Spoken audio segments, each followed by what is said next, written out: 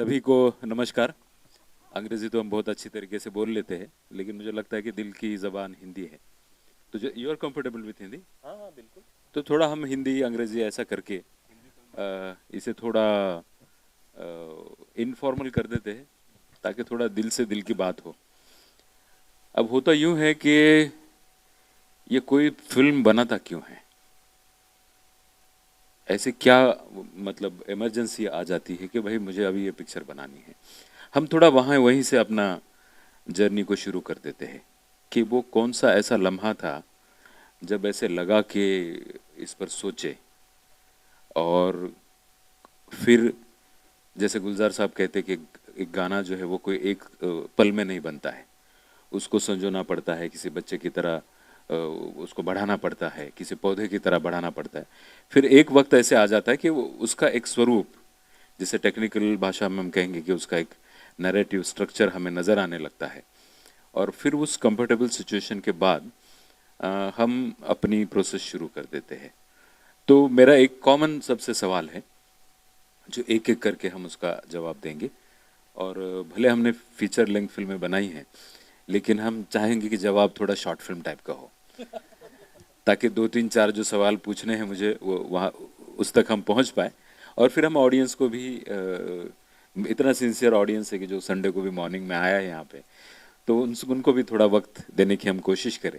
तो पहला मेरा सवाल है, मैं भार्गव जी से ही पूछना चाहूँगा कि even the writer also can contribute in that, कि वो कौन सा ऐसे पल था, है ना, ज़्यादा हम पर्सनल ना जाते हुए भाई अरे यार इस पे अभी कुछ बनना चाहिए, और फिर उसको संजोना संवारना, शूटिंग के पहले दिन तक का जो आपकी प्रक्रिया थी, उस पर आप दोनों थोड़ा कंट्रीब्यूट करें। For the question, sir, and we had a India premiere yesterday. I can talk in English, no? It's Yes, fine. yes, no Hindi problem. बहुत खराब है मेरा. No problem. I'm from Assam, so थोड़ा Hindi weak है. So yeah, we had a India premiere yesterday, and so I consider myself as a genre filmmaker, जो horror films बनाते हैं, fantasy films. So when I've made short films which are like in the horror and fantasy genres. Then so when I was thinking about making my feature debut, I knew I wanted to explore the genre in a slightly different way. Not just make like a typical horror film. उस medium से उस genre से कुछ मतलब और I wanted to add more layers to the film, maybe give a message or like highlight certain things without making it very overt. So when I wanted to do something like that, I was very fortunate to meet Harsh Weber, who is the writer of the film. So when I met him, I said, so I have grown up in a boarding school in Assam.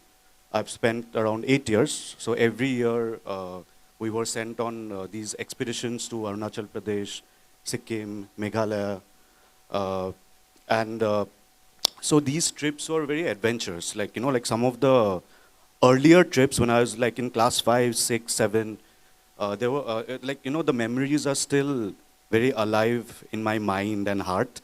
And being someone who really enjoys the feeling of fear, I used to like crave for that feeling when I was to go on these trips. So there was this particular trip from I think from class 7 where we were camping in a place called Dirang in Arunachal Pradesh. तो हम एक नदी के किनारे camp कर रहे थे. We camped there for around 8 days, and next to the campsite there was a cremation ground. तो वो बहुत मतलब it was a very I would call it like an atmospheric trip. We like a couple of students also got lost while trekking. So that trip has remained with me till today. So when I met Harsh, I said ki let's make a film centered around a group of high school students who go on an expedition, but they encounter something very unusual. And because we knew that, like initially I knew that, I don't want to make a typical horror film. So I said, I told him this idea. But by mistake, I told him ki this trip happened in Sikkim and not Arunachal Pradesh. Like, thora memory, there was a slip in my memory. So we ended up going to Sikkim, and we began exploring the folklore, the mythology, the myths. For Sikkim, what Bhargav is saying, say like he made the mistake, but that mistake actually made our film. अगर वो नहीं होता तो film नहीं होती. और मैं सबको ये बोलना चाहूँगा, हम लोग बोलना चाहेंगे, अगर आप कभी भी सिक्किम जाएं, आप लोग नॉर्थ सिक्किम जाएं, there is this place called Dzongu valley where the Lepcha tribe lives. आपको एक ILP इनर लाइन परमिट चाहिए वहाँ अंदर जाने के लिए, बट जब आप वहाँ अंदर जाएंगे वो अलग दुनिया है, वो अलग दुनिया है. उनका बिलीफ सिस्टम अभी भी एग्जिस्ट करता है. आप वहाँ पे कहीं पे भी रोड के साइड में ऐसे, if you ask the driver to stop the car and you tell him I want to pee, he will tell you sir वो वाले पत्थर पे मत करिए क्योंकि वहाँ पे ना वो वाली आत्मा है तो प्रॉब्लम हो जाएगा, आप वो पीछे वाले पत्थर पे करिए. वो अभी भी मानते हैं. It's a different world. So like what Bhargav was saying, the film is shaped by our experience there. So the title of our film is Bokchi, which is a titular character, which we have depicted as a ancient demoness. So if my memory slip wouldn't have happened, we wouldn't have gone to Sikkim. So Bokchi exists in Hota. We would have made a film still, but it would have been inspired by folklore from Arunachal. So it would have been some other film only, like which maybe we'll make one now. Yeah, different kind of witch. Because there are witches everywhere, maybe even here. I don't know. Someone, yeah. Yeah. See, that's why it's been said that art is re-expressing the experience. हम किसी बात की अनुभूति लेते हैं और it is implicit, वो व्यक्त कर नहीं सकते. और वही है कि वही वो लम्हा है कि लगता है कि मैंने कुछ ऐसा देख लिया है जो शायद available knowledge about this world, the ontology about this world, इसमें से कुछ एक और अजीब चीज़ मुझे मैंने एक्सपीरियंस की है. और तो ये एक एक्सपीरियंस की बात हुई. कई फिल्में इस तरीके से बनती है कि फिलोसॉफिकल एक्सपीरियंस भी होता है. सिर्फ इतना ही नहीं कि मैं इमोशनली इस दुनिया को देख रहा हूँ, फिलोसॉफिकली भी मैं टच कर लेता हूँ. कहीं पे लगता है कि अरे ये थोड़ा खामी है यहाँ पे या ये कोई कमी है. तो मैं जाना चाहूँगा सैकत के पास कि आपकी ये प्रोसेस कैसे शुरू हुई. So, sir, thank you for the question. थोड़ा सा प्रीमाइज मैं बताता हूँ इसके आगे का, ठीक है? Because it comes from a long time. तो I am a kid of nepotism. थोड़ा सा पूरा सा नहीं. तो हुआ क्या, मैं 7-8 साल का था, विच आई ब्लाइंडली रिमेंबर कि तो मेरे डैड एक फिल्म कर रहे थे, आप सबने शायद देखी होगी, दिल जले, अजय देवगन की एक फिल्म, ठीक है? He was a production guy in that film. तो मैं पहली बार उस टाइम सेट पे गया और एक वहाँ गाना हुआ करता था, शाम है धुआं धुआं, ठीक है? तो आई वॉज सो फैसिनेटेड कि सारी चीज़ें ढके हुए, इतने सारे लोग, मतलब मेरे लिए इट वॉज मेले जैसा था. तो वहाँ जाके मैं एक साइड में डैडी ने बिठा दिया और मैं बहुत देर तक ना सिर्फ ऑब्जर्व करता रहा. And that memory still holds in my head. सबको ऑब्जर्व करने के बाद मैं देख रहा हूँ तो सरोज मैम शायद कोरियोग्राफर थे वो टाइम पे, तो वो 100-200 डांसर नीचे ऊपर सब जगह, द कास्ट को भी, जो अजय सर थे, बाकी लोग थे, उनको भी वो ब्रीफ कर रहे, सब कर रहे. और सब जैसे वो डांस करे, सारी चीज़ें करे, डीओपी बोले नहीं ये सही नहीं है, वहाँ से डीओपी पता नहीं था तब मुझे. ये सब के बाद में एक आदमी कहीं ऊपर बैठा हुआ था जो दिख नहीं रहा था. और उधर सिर्फ माइक से गालियों की आवाज़ आती थी कि यार ये सही नहीं है, यार ये क्या तुम लोग ले रहे हो यार. और मैं सोच रहा हूँ इतने लोग कोऑर्डिनेट कर रहे और वो आदमी जो दिख नहीं रहा है उसकी बात पे सब जन मान जा रहे. तो मैं बोला पापा कौन है ये? तो Harry Baweja, he was the director for that. तो हम ना ऊपर गए, वहाँ उनके बाजू में बिठाया और उन्होंने बोला कि यही है. तो बोले ये क्या करते हैं? बोला काम तो सब वो लोग कर रहे. तो आज तक मेरी मम्मी ये सवाल पूछती है कि डायरेक्टर करता क्या, मेरे पास जवाब नहीं है उस चीज़ का. तो बोला काम तो सब वो कर रहे, ये तो खाली एक्शन कट बोल रहे. तो उन्होंने मुझे बाजू में बिठाया, बोला कुछ साल बाद जब मिलेगा ना तब मैं पूछूंगा कि क्या करना चाहता है. तो उनके साथ मैंने 20 साल बाद एक फिल्म की थी जिसमें प्रोडक्शन देख रहा था. तो वहाँ मैं पहले उनको पूछा सर कि I want to get into direction, तो प्रोडक्शन करूँ या डायरेक्शन करूँ? तो उन्होंने बोला जो अच्छा लगता है वो कर, लेकिन प्रोडक्शन करेगा तो अच्छा डायरेक्ट कर पाएगा. और डायरेक्शन का जब तू डायरेक्ट करता है, अगर प्रोडक्शन और प्रोड्यूसर के नज़रिए से समझने की कोशिश करेगा ना, तो यकीन मान तेरे को पहली फिल्म के बाद दूसरी फिल्म के लिए प्रॉब्लम नहीं आएगी. तो ये चीज़ें इसलिए बता रहा हूँ क्योंकि ये सारी चीज़ें मेरे दिमाग में थी. एंड सोहड़ा happened with all this things was in my head. I had made couple of short films, but मुझे ना मोटिवेशन नहीं मिल रहा था to make a feature. Even with सोहड़ा I was making it as a short film. So there was one fine day in the evening, I was sitting at a cafe और coffee P रहा था. थोड़ा सा afternoon time था, evening नहीं था.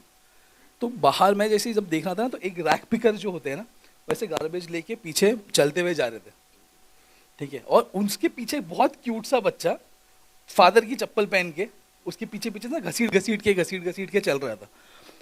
अब हुआ क्या, पता नहीं क्या हुआ, थोड़ा आफ्टरनून टाइम था तो बच्चा रुक के अपने फादर को देखता था, फादर थोड़ा दूर तक चले गया। तो उस मोमेंट पे ना शायद बच्चे को लगा होगा इमोशनली कि फादर खाली पैर चल रहा है और मैं उनकी चप्पल पहना हूँ, तो उसने चप्पल निकाला और अपने सिर पे रख लिया and he started running behind him.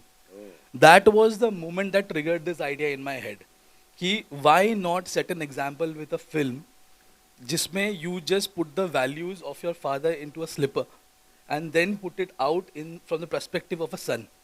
तो this was the germ very initiated. और उसके बाद हम पहले शॉर्ट फिल्म बनाए थे, फिर Sachin Shrivastava my producer and my mother they pushed me hard, Shivani and the entire team, Vishal was there, Ashutosh he is not here, he is a creative director. इन लोगों ने बहुत पुश किया, मुझे मोटिवेशन दिया, कुछ वो दिन याद दिलाया जब मैं गाना देखने पहली बार गया था।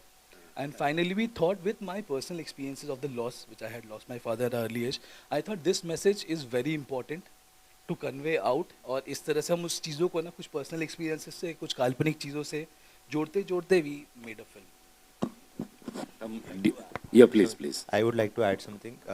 साइकित जब इसको एक शॉर्ट फिल्म बना रहा था तो मैंने सिर्फ, जब मेरी एक इंटरेक्शन हुई इसके साथ और इसने बोला कि इसको एक फीचर बनाने का हम सोच रहे हैं, तो मैंने इसको सबसे पहली चीज़ यही बोली, मैंने कहा I really love the concept, मेरे को कॉन्सेप्ट बहुत अच्छा लगा, इसका प्रमाइस बहुत अच्छा सेट हुआ है, तो बहुत अच्छा रहेगा कि अगर हम इसको फीचर ही बनाते हैं, क्योंकि कई बार ऐसा होता है कि हम एक आइडिया डाइल्यूट हो जाता है जब आप उसको ऑन स्क्रीन डाल देते हैं एक छोटे फॉर्मेट में या किसी में, तो एट टाइम्स ऐसा लगता है कि वो आइडिया हमने कहीं देखा हुआ है।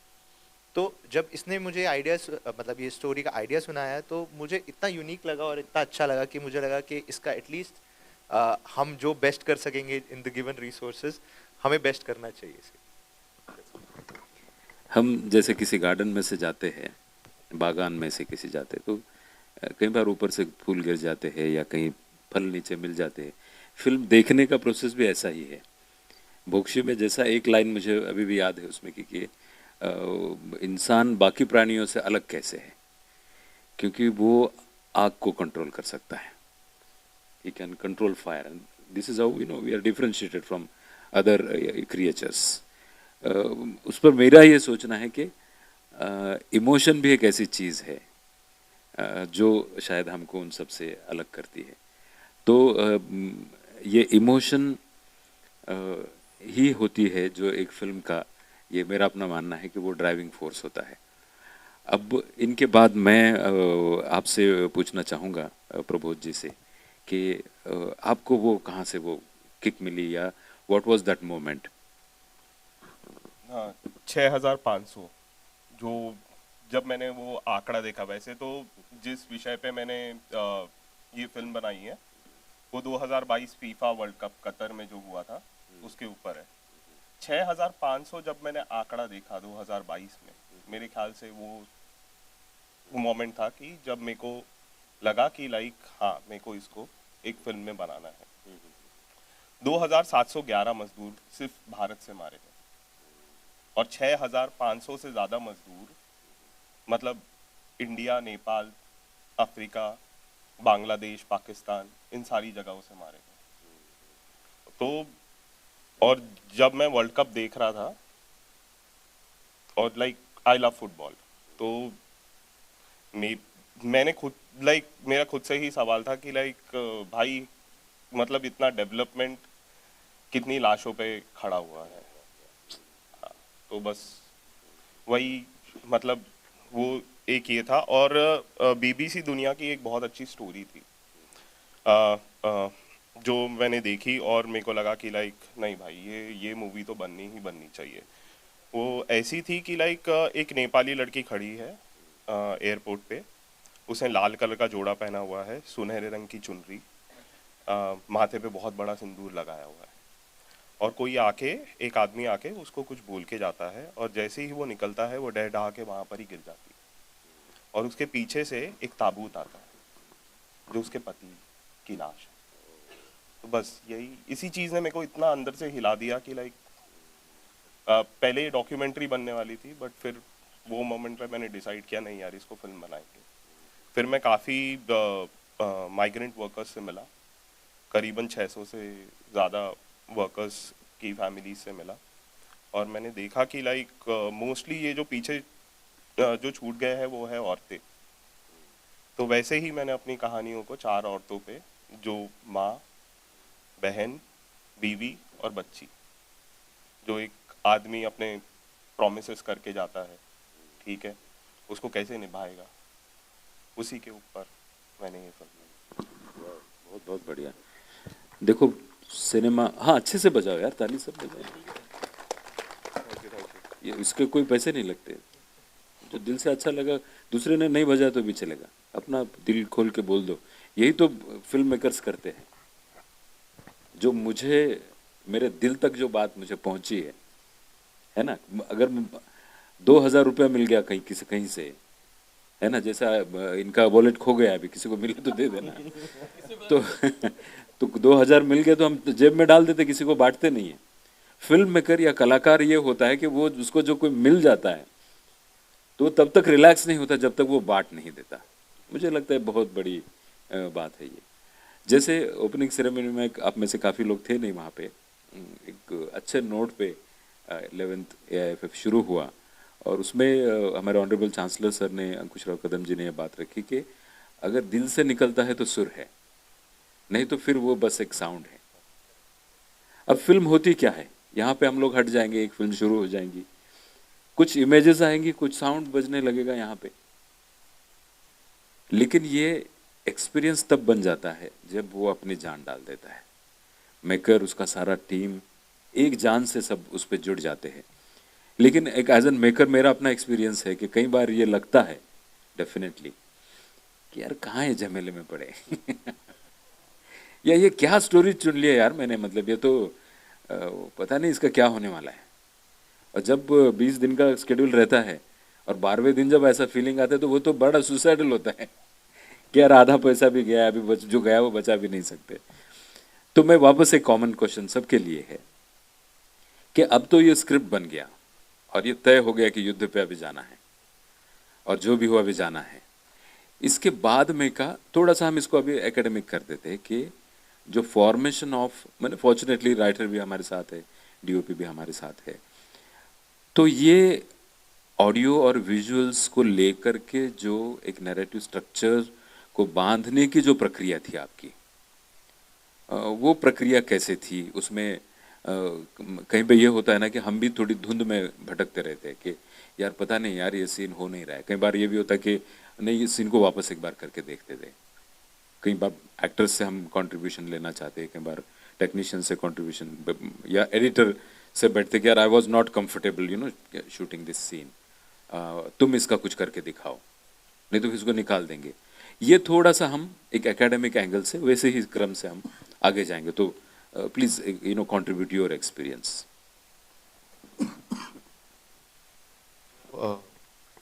The making of our film Bokshi was basically we knew we were trying to attempt something extremely ambitious, but like you said, on the 12th day, for us it happened I think on the second day, we knew we have created a little monster, and this monster will go out of control at any point.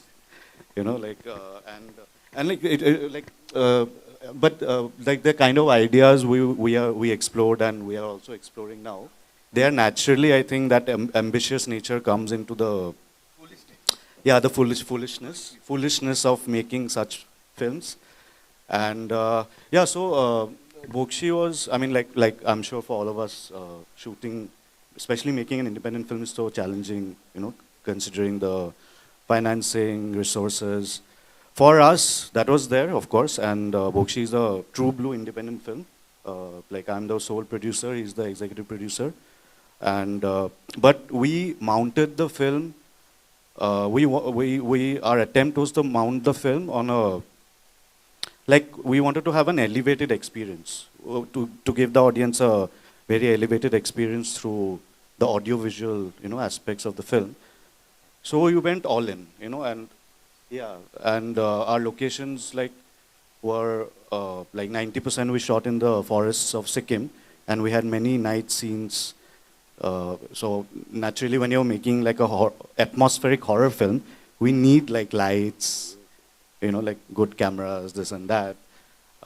So it was challenging. I mean, but yeah, the like the enthusiasm and the determination to do something different and present to our Indian audience something unique which was in our mind.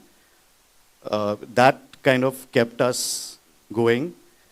We shot for many days. I think we shot for around 80 days, 82 days. And actually, क्या हो गया था? We shot the film in 3 schedules. So at the end of the first schedule, we ran out of money, and because we set the film during the winter in Sikkim, and Sikkim has a very small shooting window. Yeah. So we had to wait 1 year and come back and come. Yeah. Yeah. But we were very lucky to have a very dedicated cast, which included a lot of young actors who have made their debut with the film. And like for many of us, I think in the team members, we are making our first feature, so that drive was very much alive. Yeah, and I think we've kind of made something weird, and now people are reacting to the film in various ways. But it's been a great learning experience. Now we know what mistakes not to make. Yeah. And we won't overspend next time. Sir मेरे लिए खास करके बहुत unique experience था because I wrote the film and then मैं executive producer था, तो मैं डेली सुबह जब देखता था तो मैं अपने आप को ही पहले गाली देता था कि ये जंगल के अंदर रात को 13 लोग और 16 मुर्गे वो उल्टे लटकेंगे, अच्छा अच्छा अच्छा अच्छा, और वो मुर्गे सुबह मरे मिलेंगे बिकॉज ठंड है, मर जाएंगे, अच्छा कल फिर लाने हैं, ओके ओके, सफ़ेद ही होने चाहिए, अच्छा अच्छा, और सफ़ेद मुर्गे वैसे लाल वो, ओके ओके ओके। तो मैं सुबह उठ के पहले खुद को गाली देता था कि क्या करते हो यार। अब तो लिखते लिखते मैं सोचने लगता हूँ कि नहीं नहीं ये बजट ज़्यादा हो रहा है, थोड़ा पहले ही सोच लो। But again But I was lucky to have the writer as the EP, because I mean, I'm directing. I cannot put my producer hat on at all. Like I'm sure all of you will relate to it. But yeah, like I got lucky with Harsh. नहीं नहीं वैसा नहीं sir, एक फायदा नहीं I kept the writer slightly away while shooting. But एक फायदा वो है उसका कि like because I was the EP, like I knew that this is something we have to fight for. कि like okay, like आपने सर फिल्म देखी, I guess you guys haven't seen it, but no, of course we'll find a way for you guys to see it. But sir जैसे उसमें वो केचुए हैं, earthworms हैं, तो लिखते हुए तो बहुत मजा आया कि हाँ अर्थवॉर्म होंगे, वो चुड़ैल मुंह से निकालेगी और वैसे इसमें होगा, ये सब होगा, सही है, बहुत है। अब सर्दी में अर्थवॉर्म कहाँ से लाओगे? पूरे गांव में सारे बच्चों को प्राइज मनी डिस्ट्रीब्यूट किया कि 500 रुपए मिलेंगे, कितने कौन कल चुन के लाता है। 10,000 थे हमारे पास। We had 10,000 earthworms in jars. We had people who were feeding them, keeping them alive, and like the whole village was collecting it. बच्चों को मजा आता था कि like कहाँ भैया मैं 100 लाया, इसके छोटे मेरे देखो मैं वहाँ से लाया हूँ। तो like ये लेकिन ये हिंट अच्छी दी आपने, किसी राइटर को अगर सजा देनी है तो उसे ईपी बना दो। हाँ वो फिर मुझे लगता है थोड़ा और अच्छा राइटर हो जाएगा बाद में। बम्बई में हम लोग काम करते थे, डेली सोप वगैरह लिखते, तो काफ़ी राइटर्स अलग अलग किस्म के मिलते थे।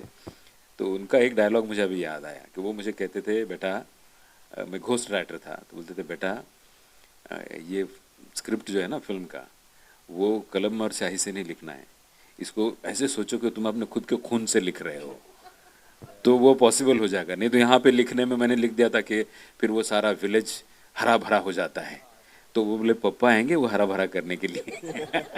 आपकी बात से मुझे याद है, एक दिन मैं बहुत फ्रस्ट्रेट हुआ था, तो मैंने वर्ड का बजट निकाला था कि एक जो शब्द है उसके कितने पैसे लगते हैं। तो जब वो मुझे पता चला ना, तो अब मैं कोशिश करता हूँ कि मैं सोचता वो लिखूं कि हर शब्द का एक पैसा लग रहा है, तो थोड़ा देख लो उसे। यस, हम वापस शरकत भाई के पास आते कि आपकी ये पूरी प्रक्रिया कैसे थी? तो सर सबसे पहले जैसे मैंने बताया कि हम शॉर्ट फिल्म कर रहे थे, ठीक है, तो टीम को तो पहले कन्विंस करना था कि चलो शॉर्ट फिल्म कर लेते हैं भाई, पैसे तो है नहीं, देखना पड़, हाँ 5 दिन के लिए हम रेकी करने गए। तो एक बहुत ही खूबसूरत लोकेशन, एक छोटा सा अलीबाग से आगे सुटकोली, अलीबाग है ना, उससे आगे एक सुटकोली करके गाँव है, बहुत ही हरा भरा सुंदर, नदियाँ बह रही है। 5 दिन का शेड्यूल था। हाँ, और बहुत सुंदर, इतना सुंदर, मतलब देख के ऐसे लग रहा है कि हाँ आ गए हम, ऐसे जैसे भाई को सिक्किम दिखा होगा, हमको वो सिक्किम दिख रहा था। तो अब वहाँ से आके जैसे हम घर पे डिस्कशंस हुआ, फिर हमारे प्रोड्यूसर साहब जाग गए, बोले कि जब शॉर्ट फिल्म ही करना है तो आई विल हेल्प, आप सब मिलके इसको फीचर बनाओ। तो हमने हिम्मत कर ली फीचर बनाने की। तब तक मैंने कहानी रेडी की थी जो 8 पेज की थी। अब 8 पेज की कहानी मुझे समझ में नहीं आ रहा मैं इसको 1.5 घंटे में डालूँ कैसे इतने कम टाइम में, क्योंकि वो सीज़न भी चले जाएगा अगर मैं वो सीज़न में नहीं पहुंचा, क्योंकि शॉर्ट फिल्म के लिए मेंटली प्रिपेयर था मैं। तो फिर मैंने कुछ दोस्त थे, अनुपम और आदित्य, जिन्होंने मेरी फिल्म लिखी है, स्टोरी मैंने ही लिखी, उनको रोपिन किया, बोला कि आप लिखना शुरू करो, ठीक है। और उनकी लिखावट में सारी चीज़ें करते करते करते करते 2-2.5 महीने बीत गए। कहानी जिस जोन में लिखी थी, उसके बाद हम 2.5 महीने बाद, तब तक धूप आ गया था, थोड़ी सी ठंडी भी आ गई थी, रेखी करने गए तो जो नदी था वो नाला बन चुका था, जहाँ वो हरियाली दिख रही थी वो सूख के बंजर ज़मीन लग रही थी। अब समझ में कहानी में तो हमने ऐसा सुंदर गाँव दिखाया है, अब इसको डाउनग्रेड कैसे करें। फिर वापस से लिख के हम फिर थोड़ा लेट गए। तो ये तो टेक्निकल जो प्रॉब्लम इनिशियली हुई तो ये मैनेजेबल था। अब चैलेंज था because we have shot with 3 kids in the film, जो एक तो चलो मैनेजेबल था, बट जो मेन लड़का था मेरे लिए सबसे ज़्यादा डिफिकल्ट ये पार्ट था कि एक ऐसे लड़के को जिसमें हंसी मजाक है वो तो कोई भी कर लेगा, बच्चे हैं उनको थोड़ा थोड़ा चॉकलेट देखे भी, लॉलीपॉप देखे मैं करवा लूँगा, बट उस बच्चे को ये कैसे समझाऊँ मैं, जिसका बच्चा पीछे जिसका फादर कैमरा के पीछे खड़ा हुआ है एंड उसको ये रिएक्ट करना है कि his father is died and he has to mourn for him. और एक 12 साल के बच्चे को ये समझाना, I think it was out of my capacity. तो by God's grace he was such a brilliant kid. आपने फिल्म देखी है, कुछ लोगों ने देखी होंगी। उसको ये समझाना नहीं पड़ा मुझे सिर्फ उसको इतना बोलना पड़ा कि थिंक अगर ऐसा तेरे साथ होता तो वो ना, he is such a sweet kid, वो जाके साइलेंस में, क्योंकि और हुआ, जस्ट टू ऐड दिस, हुआ ये था, he is the kid in the film is fascinated with his hair style, और वो एक्चुअली अपने बालों से बहुत प्यार करता है। तो उस सीन के पहले ही उसके बाल मुंडाए गए थे, मतलब मुंडन किया गया था। तो वो ऐसे ही थोड़ा डिमोटिवेट था। तो उसने बोला सर आप मुझे एक आईना ला के दे दो, मुझे 2 मिनट दे दो। तो because he does a lot of theatre, ऐसा हुआ था, परेशान ने किया था कि वो छोटा आईना लेके ना अपने आप को देखता रहा and he got so sad that he could actually portray himself in a scene जहाँ पे वी हैड टू शो कि फादर ऑफ हो गए। तो ये ही एक चैलेंज थी। बाकी तो it was a very fun shoot. हमने बाय द वे 17 दिन में शूट किया है, तो entire film. So we were shooting with 3 cameras at a time. और यहाँ पे ये एडवांटेज था कि बिकॉज जैसे मैंने बचपन में बताया था कि प्रोडक्शन का फ़ायदा होता है, तो there are lot of things जो हमने बैक एंड पे ही क्लियर कर लिया था। तो हम ना बहुत टेक्स भी बहुत लिमिटेड लेते थे, वाइड्स जहाँ लेना है उतनी वाइड्स लेते थे, very precise. And the advantage was sir because I had written the story and also after directing I edited the film myself, ठीक है। Friend was assisting me, helping me in that. तो हुआ क्या, story के time पे जो दिमाग में था वही डायरेक्ट करते वक्त भी हमने दिमाग में रखा था, उतनी ही चीज़ें शूट की थी, कुछ एक्स्ट्रा शूट नहीं किया था। और एडिट टेबल पे भी मेरे पास उतना ही लिमिटेशन था, तो ज़्यादा मेरे पास स्कोप ही नहीं था कि कुछ और एक्सप्लोर कर लूँ, है ही उतना। तो this was one of the reasons. कुछ चीज़ें मुझे लगी एडिट टेबल पे कि और थोड़ा शूट करते तो बेटर हो सकता था। The first time when so I've been cutting a lot of ads. I had been cutting it in the past. So the first director cut which I took was around 1 hour 57 minutes, है ना। और बाद में जब मैंने अभी final cut निकाला तो मेरी फिल्म 144 की थी। तो वहाँ पे गाने बड़े हो गए थे, तो गाने ट्रिम किए और कुछ सीन्स निकाल दिए हमने, तो छोटा हो गया। बट अरे यार, लेकिन प्रोड्यूसर कभी खुश नहीं होते भाई। We shot for 80 days, so if we have a director's cut, that'll be around 4.5 hours long. I am sure. We'd love to put it out one day. Yeah. You should. You can make a series out of it, na? No, film is a film. Film is not a series. Yeah. Just a director's cut. Yeah. So I think there were other certain things. Vishal has a story to say. I am sure वो lighting के बारे में कुछ बोलेगा, because that has been an integral part. एक second. So basically जब हमने ये फिल्म का काम शुरू किया, मतलब मैं बोलूँगा कि स्क्रिप्ट लास्ट डे तक बन रही थी। राइटर्स बीच बीच में सीन्स, मोन्टाजेस, क्योंकि आप शूट कर रहे हो तो आपको लगता है कि इसका कुछ कनेक्शन मिल जाएगा, तो ये हो जाएगा, वो हो जाएगा। तो एक सीन नंबर हमारे स्क्रीन प्ले में है, सीन नंबर 44। वो शुरू हुआ था ऑन पेपर ABCD तक, 4 मोन्टाजेस थे। By the end of it मैं GH IJ तक शूट कर रहा था। तो मैंने एक रात को उनको पूछा, क्योंकि मैं रोज रात को राइटर्स के साथ बैठता था और फिल्म जैसे हमारा आज डे खत्म हुआ तो मैं आधा घंटा इसके साथ साइकित के साथ बैठ के समझता था कि ये क्या देख रहा है कल के सीन्स में और कैसे ये इमेजिन कर रहा है उसको। फिर मैं रात को राइटर्स के साथ 1-1.5 घंटा 2 घंटा बैठता था, बिकॉज मेरी लिमिटेशन ये थी, मेरे को मराठी लैंग्वेज नहीं आती। तू समझ तो लेता, बोल तो लेता, मैं तो वो भी नहीं कर सकता। तो मेरी प्रॉब्लम थी, मुझे राइटर्स के साथ बैठना पड़ता था, ट्रांसलेट करवाता था मैं उनसे कि क्या सीन है, कैसे आप एग्जीक्यूट कर रहे हो, आप लिखते हुए क्या सोच रहे थे। तो कितनी बार ऐसा होता था कि उनसे मुझे काफ़ी मोटिवेशन मिलती थी नेक्स्ट डे का सीन शूट करने के लिए। और कई बार मेरा एक बीइंग नॉन मराठी पर्सन, मैं एक अलग पर्सपेक्टिव से चीज़ें देखता था, because I have not been expose to Marathi cinema that much. जो फिल्म स्कूल में देखा या थोड़ा बहुत जो फेमस फिल्म्स हुई वो देख ली दोस्तों के साथ। Apart from that I am very poor in terms of the knowledge of Marathi cinema. तो I also was, it was in a way a good thing also कि I wanted to give a fresh take on how film we want to present. तो जब writers मुझे बताते थे तो कितनी बार मुझे बहुत लर्निंग मिलती थी उससे, और कितनी बार ऐसा होता था कि राइटर्स अमेज हो जाते थे कि अच्छा you are thinking of it in this way, तुम ऐसा इमेजिन कर रहे हो। तो कई बार बहुत अच्छे लर्निंग होती थी, रोज बैठ के काफ़ी चीज़ें सीखने को मिलती थी। Being shoestring budget in a way, हम लोगों को कई बार ऐसा लगता था कि आज का दिन हमें एग्जीक्यूट करना ही है, there is no option, we cannot come back. एक दिन ऐसा हुआ कि हमने एक स्कूल में, हमने 2 दिन का स्केड्यूल था वो स्कूल की क्लासरूम शूट करने के लिए। तो डे 1 पे हमने जब शूट किया तो हमें उसके बाद पश्या के बाल, जो हमारा मेन लीड बच्चा है, उसके बाल कटने के बाद हमें 7-8 दिन 10 दिन के बाद वहाँ शूट करना था। तो जब फर्स्ट डे हमने शूट किया तो it was a community school, तो वो लोग खुद ही मेंटेन करते थे, वहाँ के बच्चे ही क्लासरूम साफ कर रहे हैं, एंड अ ब्यूटीफुल स्कूल। मतलब आई वुड से अगर हमारे को आर्ट डायरेक्टर्स को भी बोलना पड़ता कि ऐसा स्कूल बनाना है तो एस्थेटिकली वो उतना सुंदर स्कूल बना ही नहीं सकते थे इस बजट के अंदर। तो we were very lucky in that way कि हमारे को सारी लोकेशंस और लाइव लोकेशंस जो मिली वो परफेक्ट थी हमारे लिए, जो हमने इमेजिन किया था we were very close to it, और otherwise we would have meant our imagination to that given location. तो स्कूल में ऐसा हुआ कि जब हमने फर्स्ट डे शूट कर लिया, पूरा दिन शूट कर लिया कंफर्टेबली, हमने पूरा अपना स्केट उस दिन का कंप्लीट किया। तो प्रोडक्शन ने क्या किया कि जो हमने चीज़ें हिलाई थी उस स्कूल के अंदर, जो जो मूव किया था, वो no one took charge of it कि हम उसको वापस रीसेट करके जाएं और सब कुछ करें। तो the next time we went to the principal के परमिशन लेने के लिए स्कूल में, तो उन्होंने हमारे को शन कर दिया। उन्होंने बोला भागो यहाँ से तुम लोगों ने स्कूल का हालत ऐसा बना दिया है कि प्लेग्राउंड नहीं लग। हाँ, शूटिंग वाले जिधर जाते हैं वो थोड़े फैल ही जाते हैं, और स्पेशली अगर आप लाइट्स वगैरह के साथ काम कर रहे हैं तो लाइटमैन जो थोड़े से ऐसे रहते हैं कि उनको आप कितना भी समझा लो वो अपने हिसाब से ही काम करते हैं। तो ये प्रॉब्लम हुई हमारे साथ। तो फाइनली प्रोड्यूसर्स गए, उन्होंने प्रिंसिपल को कन्विंस किया कैसे कैसे करके, तो हमें स्कूल मिला रात को 8 बजे। अब स्कूल रात को 8 बजे कुछ नहीं होता है स्कूल सारा दिन में बनता है।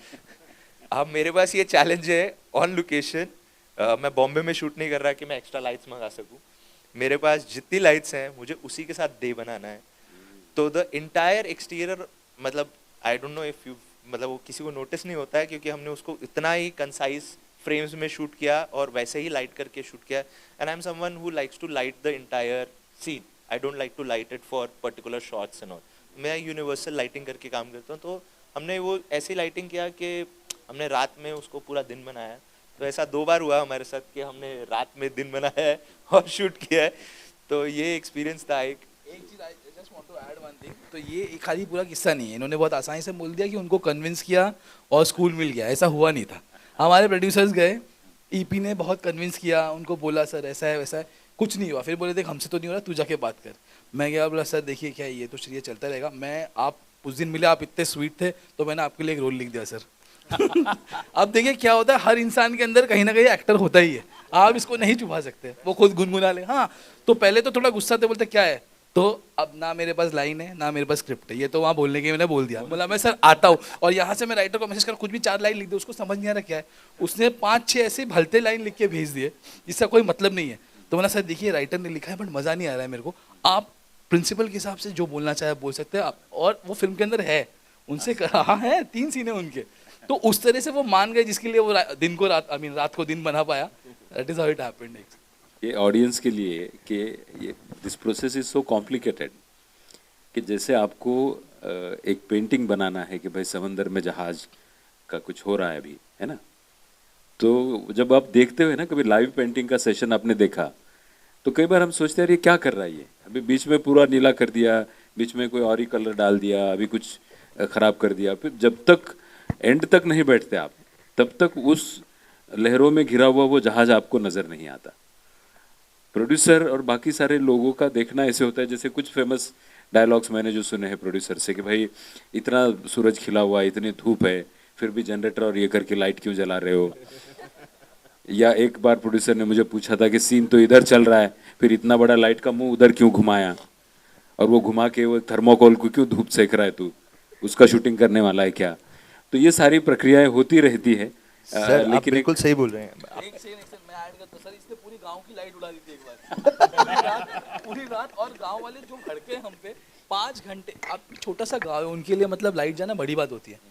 रात को 2 बजे हम शूट कर रहे हैं उस गांव में ठंड में, और पूरी एक्चुअली मैंने ही दिया था, मुझे स्ट्रीट लाइट्स ऑफ चाहिए थे ताकि हम टंगस्टन लाइट लगा सके स्ट्रीट पे. तो इन्होंने बोला नहीं 10 मिनट का काम है, हो जाएगा. वो लाइट ऑफ करने का कुछ तो मीटर उड़ गया. अब इतने रिमोट एरिया में कहाँ से. तो बेसिकली हमने अपने ईपी को बोला कि पॉसिबल है कि इस रोड का ये स्ट्रीट लैंप्स ऑफ हो सकता है. और स्ट्रीट लैंप्स वैसा स्ट्रीट लैंप्स नहीं है, वो एलईडी हो गए हैं आजकल, और वो बहुत प्रॉब्लमैटिक है. एलईडी लाइट्स ना, स्पेशली जो बल्ब्स होते हैं वो फ्लिकर भी करते हैं, और प्लस वो मल्टीपल शैडोज देते हैं, क्योंकि उसके अंदर कोई ऐसा सिंगल सोर्स ऑफ लाइट नहीं है, लाइक हाउ टंगस्टन लाइट्स और all the other power lights are there. तो मैंने उनसे रिक्वेस्ट किया कि ये पॉसिबल है तो बहुत बढ़िया हो जाएगा, नहीं तो इतना ऊपर. और वो 2000 और जुगाड़ वाला बल्ब जो गांव में वो कुंडी कनेक्शन डाल के वो चला लेते हैं बल्ब, वो वैसे बल्ब्स थे. तो हमें क्या पता था कि पूरे गांव का एक ही सीरियल लाइन पे ही कनेक्शन है. तो उन्होंने ऑफ कराया, मैं बड़ा खुश हो गया, मैंने अपनी लाइटिंग कराई और हम शूट करना शुरू हो गए.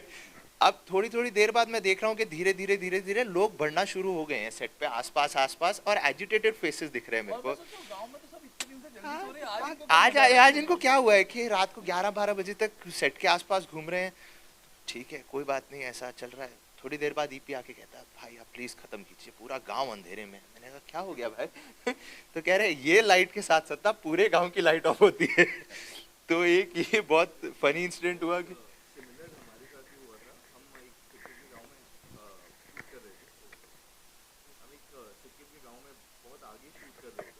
यहाँ पे हमारे जनरेटर्स वहाँ तक पहुँच नहीं पाए बिकॉज बारिश हो गई थी और रोड खराब हो गए थे.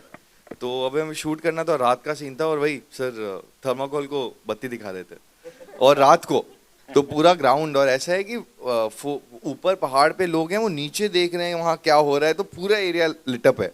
तो हमें ऊपर सीमा सुरक्षा बल का एक चौकी थी, उन्होंने जनरेटर दिया. उनकी सीमा सुरक्षा बल के जनरेटर से हमने सीन शूट किया है भूतो प्रेतो वाला. नहीं सर, वो कर्नल साहब बहुत खुश थे actually, but we dealt with Old Monk. Old Monk did the deal for us. हाँ, either one works, either you give a role or you give old monk. ये सारे जो हमारे फिल्म मेकिंग में के पूर्वज है, तो ये उनका पुण्य है कि हमको इस तरीके से कोऑपरेशन मिलता है. मैं फिर प्रबोध भाई के पास आऊंगा. आप थोड़ा विस्तार से आप अपनी थोड़ी प्रोसेस बताइए. हमने तो ये मूवी सिर्फ 14 दिन में शूट की. Bye the way I am very jealous of you. 80 दिन. तो 3 शेड्यूल थे, देहरादून, बॉम्बे और कतर. तो मैं तो 2005 से एज अ फर्स्ट एडी काम कर रहा हूँ. तो बहुत ही मतलब चीज़ें बहुत क्लियर थी दिमाग में कि लाइक भाई 2 कंस्ट्रेंट तो आने वाले, एक तो समय और दूसरा पैसा. ये कोई भी इंडिपेंडेंट फिल्म मेकर अपने इसमें झेलता है. एंड लाइक हमेशा से एक रूल रहा है, व्हाट्स ऑन पेपर, जो पेपर पे रहेगा वही मतलब स्क्रीन पे उतरेगा. तो हर एक चीज़ अब मैंने पहले ही पेपर पे, यानी since I am a writer, तो काफ़ी क्लियरली लिखी थी इन टर्म्स ऑफ स्क्रिप्ट्स भी. और since like I am one of the producers also, तो लाइक इनिशियल बजट पे लाइक आई सैट, और फिर मतलब बजट भी मतलब पता था कि लाइक भाई हाथ और पैर दोनों बंधे हुए हैं वगैरह करके. हमको प्रॉब्लम हुआ जब हम एक्चुअली मतलब शूट कैसे करना है इसको. तो हमने अपनी लाइटें खुद बनाई. Like there are no traditional, we didn't shoot movie on the traditional lighting setup. हमने सोनी FX6 लिया, उसको 3 स्टॉप ऊपर किया. आई गेस वहाँ पर सबसे ज़्यादा लाइक मेरी फटी पड़ी थी कि लाइक भाई ये बाद में मतलब कैसा, हाँ आउटपुट कैसा दिखेगा. तो हमने 3 स्टॉप फिर उसको ऊपर शूट किया एंड देन फिर लाइक उसको ग्रेड में नीचे गया. बट लाइक हम लुक बहुत क्लियर था हमारा, लाइक DOP के लिए रेफरेंस बहुत ही ये था. और उसके उसको हर एक फ्रेम के लिए हमने पहले से ही मैंने प्रिपेयर करके रखा था कि लाइक कौन सा फ्रेम कैसा दिखना है करके. तो जितनी भी पुरानी पेंटिंग्स है, ये है वो है, फोटोग्राफीज ये वो, तो वैसे करके मैंने एक पूरा एक रेफरेंस अपना तैयार किया था. और DOP ने भी अपना आके उसमें काफ़ी सारा इनपुट दिया. एंड हाँ लाइक मतलब सारी चीज़ें जो पेपर पे लिखी हुई थी और जो लाइक एज अ सेकंड मैं हमेशा एक रिस्क एनालिसिस करता था. क्योंकि मैंने फॉरेन फिल्मों में बहुत ज़्यादा काम किया है, तो एक रिस्क मैनेजमेंट एनालिसिस होता है. तो हाँ, तो वो भी सारे मेरे पेपर पे थे. तो जो जो वहाँ पे लिखा हुआ था मेरे को पता था कि लाइक हाँ भाई यही होगा करके. तो सफ़र काफ़ी स्मूथ रहा मेरा, इतना कोई हमने स्ट्रगल नहीं किया शूटिंग या इसमें. स्ट्रगल तो मेरे को, उस स्ट्रगल का एहसास मुझे अभी हो रहा है अगर आपको फ्रैंकली बताऊँ तो. क्योंकि ये फिल्म बनी है कॉज पे, इसको लोगों तक पहुंचाना एक बहुत बड़ी बात है और उनको एहसास दिलाना कि लाइक ये फिल्म है, ये एग्जिस्ट करती है, आप जाके देखिए. या फिर लाइक इस कॉज को कैसे आगे तक पहुंचाना. मेरे ख्याल से चैलेंज तो अभी शुरू हुआ है. शूटिंग और ये वो वगैरह करके ये हम मतलब 20 हाँ ये रूटीन हो गया है. Like facing problems, I guess everyone will agree, we deal it on everyday basis. और हर रोज जब हम सुबह सेट पे पहुंचते हैं हमारे सामने एक नया प्रॉब्लम होता है. हाँ, यू कैनॉट अवॉइड. और वो तो हमारा मतलब film making is less of a यानी क्या बोलते creative process. It's more of people's management and problem management. That is what I'll say. हाँ. So if you're not a great problem solver, as you said, please अपनी कुर्सी छोड़ दो. So I believe problems जो होती है ना, it's like silver lining. आप जब एक को सॉल्व करते हो तो आपको कुछ अच्छा ही मिलता है उसके बाद. डेफिनेटली अच्छा ही मिलता है. एक असल में Ajanta Ellora international film festival का ये भी एक मकसद है कि एक फिल्म का कल्चर तो बने ही, इसके अलावा ऐसी फिल्में यहाँ पे आए जिनको आने के बाद यहाँ से कोई ना कोई राह वहाँ से ज़रूर मिले. हम 11 साल से कोशिश ये हो रही है, एक अच्छा ऑडियंस भी बन रहा है, सिंसियरली वो सारी फिल्में देख भी रहे हैं. लेकिन इसके आगे का मुझे लगता है कि हमारा प्रयास यही है कि On that note, I must commend the festival on having a very balanced programming. Like we've had a bit of experience with our film in the festival circuit. Like we premiered in Rotterdam last year, then we traveled quite a bit. But you know, like the Indian festival scene is a different ball game to navigate. But I think Ajanta Ellora is really growing into a you know, this filmmaker-friendly, approachable festival where people actually communicate with you. We are made to feel like human beings. Yeah. When we came, like say, since for both of us this is the first time we are coming to Ajanta Ellora, we did not have a very clear idea of what we are coming to. But we were so pleasantly surprised by how efficient and well run this festival is. I'm sure there's a lot of effort which is going in, but yeah, it's like they make it's such a filmmaker friendly festival. It efficient, beautiful, and like it's really great. Warmness, na. This warmness is there in the people and in the ambience itself, the environment itself. ना इतना comfortable लगा, ऐसा लगा vacation पे festival में एक stress रहता है. That is not there, sir. I must comment on that, sir. So best wishes to you and the entire team. And I just want to make one more point because we are genre filmmakers. The concept of a genre film, like you know, like I mean, there has been a horror film culture in our country, but that's of a specific kind. From the Ramsey brothers, you know, it has grown to have a certain image, like since the past like couple of decades. Yeah, yeah, okay. Oh, Yeah. So like, but because we're making horror films now as independent films, like there was Tumbar, and now like after many years, like Bokshi has managed to travel to some important festivals. But in India, that culture of like in the festival circuit, horror is still seen as maybe not as a like no, it's not considered like art for some reason. But like, so Ajanta Ellora, I'm not just saying because they have, like you have programmed Bokshi. Even last year you had a genre film called Dead Dead Full Dead, which had premiered at Fantasia. So thanks to this festival that you are giving us a platform because, and I think like, I really want to make this point very strongly, like the festival, the important festivals in India need to, like go slightly beyond the expected traditional mindset of what a indie film is or what a so-called art house film is. So yeah, just thank you for giving us this platform because I'm like we are trying, like all of us are trying to attempt different kind of stories, and we need platforms such as the Ajanta Ellora to reach out to audiences. Thank you समय का जो अभी है हमारे ऊपर मंडराता हुआ, तो चूंकि आप दोनों ने ऑलरेडी आपका कंक्लूडिंग स्टेटमेंट दे दिया है, मैं प्रबोध भाई से कहूँगा कि 2 मिनट में आप अपने विचार रखें जिस पे कि जिस नोट पे कि हम इसको सेशन को ख़त्म करें। उसके बाद में मैं सिर्फ थैंक यू बोलने वाला हूँ, ऐसे समझ के आप हाँ यार, कंक्लूड करने में बिल्कुल अच्छा नहीं हूँ मैं और ना ही मैं बहुत अच्छा वक्ता हूँ, बट खाना मैं खा ही नहीं पाया, कल रात को जाके सो गया था, इनको लिख दो। तो नहीं, यहाँ पे आके सही में अच्छा लगा। I have my apprehensions with programming over here. I don't completely agree with them. ठीक है, और ये मैंने मेल में भी बात लिखी थी, like शुरुआत वहाँ से हुई थी, but this is a very well managed festival.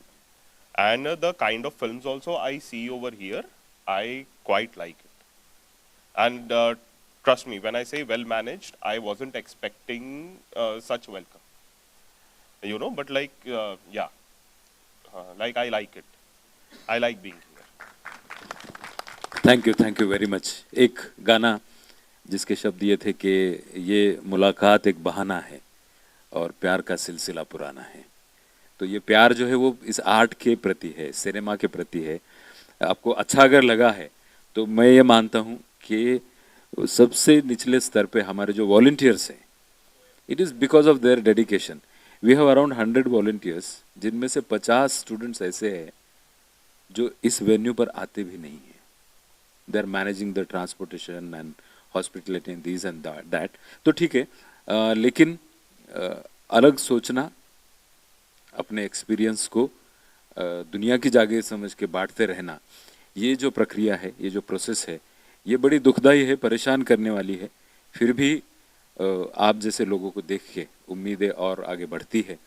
कोई फिल्म अच्छी नहीं होती, कोई फिल्म बुरी नहीं होती, क्योंकि कोई ख्याल अच्छा नहीं होता, कोई ख्याल बुरा भी नहीं होता। बात अच्छी या बुरी ये होती है कि आप जिस दिल से, जिस इनोसेंस से ये कोशिशें जारी रखते हो, तो आप सभी की उन कोशिशों को दिल से सलाम। और हम फिर उत्सुक रहेंगे कि अगले साल और आपकी अच्छी अच्छी फिल्मों का हम यहाँ पे इंतज़ार करते रहेंगे, इस नोट पर और इस उम्मीद से कि आने वाला कल आज से बेहतर होगा। आज यहाँ पे रुक जाते हैं। बहुत बहुत धन्यवाद। Thank you.